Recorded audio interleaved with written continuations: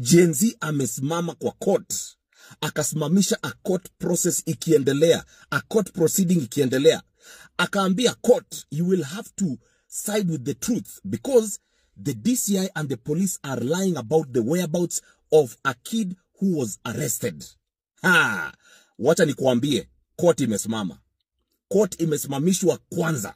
Watch this video. People are angry. Hi. Fighters viva! Viva! Fighters viva! Viva! Fighters long live! Long live!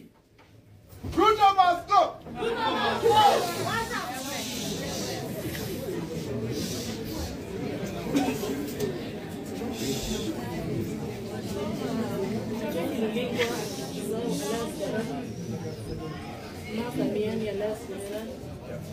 Francis Uchunge Mwangi alas Jumupati When I'm sorry, I was under the impression that they were.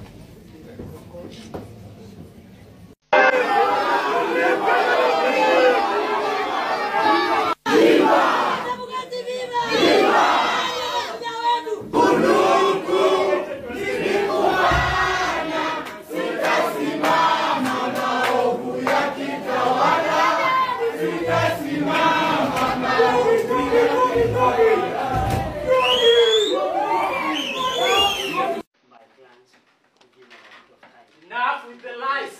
Your clients are the abductors. Go tell them to produce the second petitioner in court.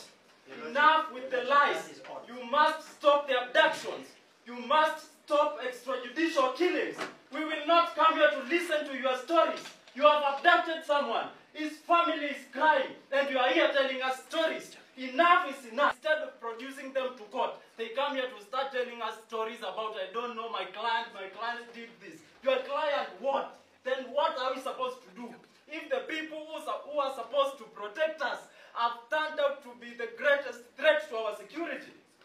Can we proceed?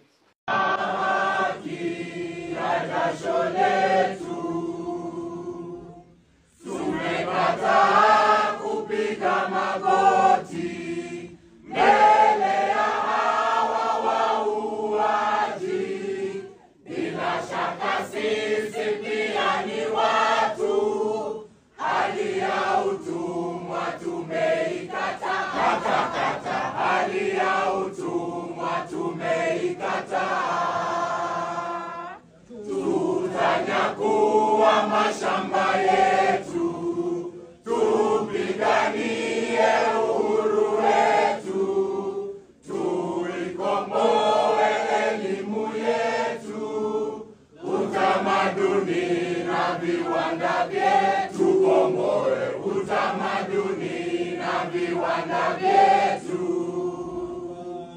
Sisi hatutaki kudhulumiwa, hatutaki tena mauaji, ila tuliangushe haki na uhuru zichanue, haki na uhuru zichanue.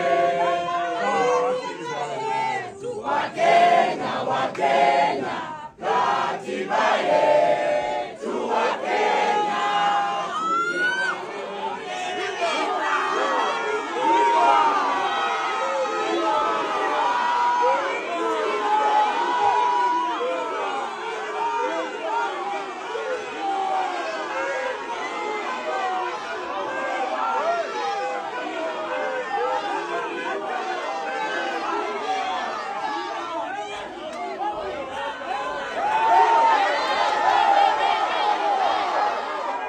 Must stop the abductions. You must stop extrajudicial killings.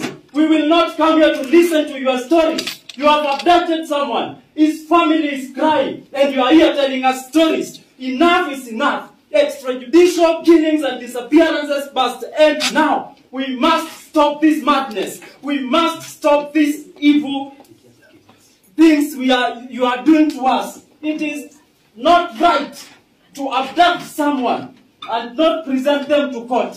And you are here telling us stories about... Let me speak. I will sit down.